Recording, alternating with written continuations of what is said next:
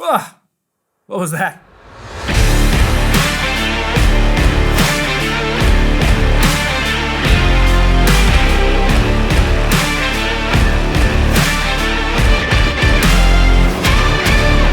Howdy y'all, hope you're doing well. In this short and straight to the point video, we're going to be covering shutter modes, what they are and how we can take advantage of them. So let's go take a look. You can usually find shutter modes on a dedicated dial, which could be on the right or left side of the camera body, just depends on the manufacturer, or in the settings menu on the display. The first and probably most used shutter mode is going to be single, and in this mode, pressing the shutter button is going to snap one photo at a time. And speaking of snapping photos, you have the choice of using either a mechanical or electronic shutter with modern mirrorless cameras. So the main difference is that we're dealing with a mechanical shutter, and that's gonna give you a physical, sort of a sound or an instant feedback for you and your subject. So the minute you touch it, you hear that click, and you have that feeling of, yep, I just took a photo. So I don't know about you, but it doesn't get more real than that. It's pretty satisfying. On the other hand, an electronic shutter is silent, so only the photographer knows when the shot was actually taken. This, of course, is perfect for when you really need to be discreet, like shooting a wedding, maybe a quiet wedding, or in a quiet church, maybe doing street photography, or maybe even in the woods or in nature when you want to be extra quiet.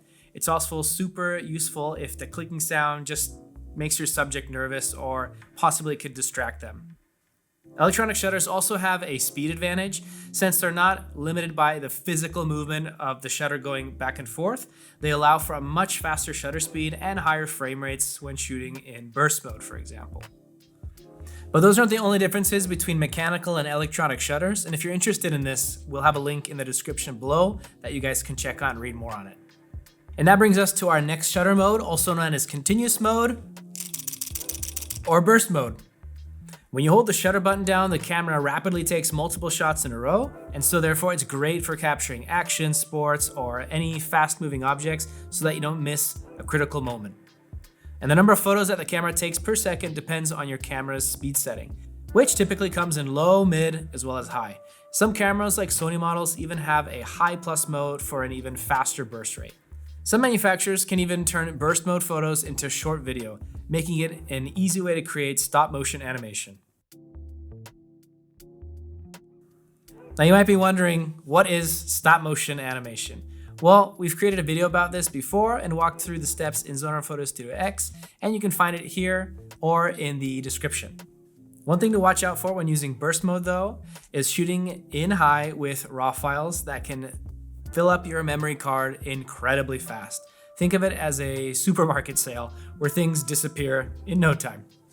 Also, for the best results in continuous mode, we recommend switching to focus mode from single to continuous so that your camera keeps tracking the subject instead of focusing where it used to be. Now, next up is the self-timer mode, which is a classic and must-have for trip, vacation, or family photos where the person who's behind the camera also might want to be in the photo. Once you press the shutter button, the camera starts a countdown before taking the picture. You can usually choose between a 2-second and 10-second timer, but some like Sony also offer a 5-second option. 10 seconds is gonna give you enough and a lot of time to run into the frame for a group photo, and 2 seconds is great for long exposures where you want to minimize the camera shake even when using a tripod. Now, many cameras also let you set the self-timer to take multiple photos after the elapsed time, and this is useful for group shots and it helps prevent blinking mishaps. Now, the last shutter mode is going to be bracketing mode. What's that for? Well, the best example is exposure bracketing. The camera takes multiple photos at different exposures, usually by adjusting the shutter speed, and you can then stitch together these images in post-production for a greater dynamic range. Now, I know what you might be thinking. I already shoot in RAW, I have a 14-bit dynamic range, and so I don't really need to use bracketing at all. Well, not really. Bracketing is most popular with landscape photography, where you often deal with extreme contrasts between highlights and shadows, and especially when shooting against the sun. So combining multiple bracketed shots lets you capture both the brightest and darkest details without losing any of your image quality. With bracketing, you can adjust the number of shots in addition to the exposure difference between them. And you can also choose whether to bracket in single mode, where you press the shutter button for each photo, or continuous mode, where you just hold the shutter button for the entire series.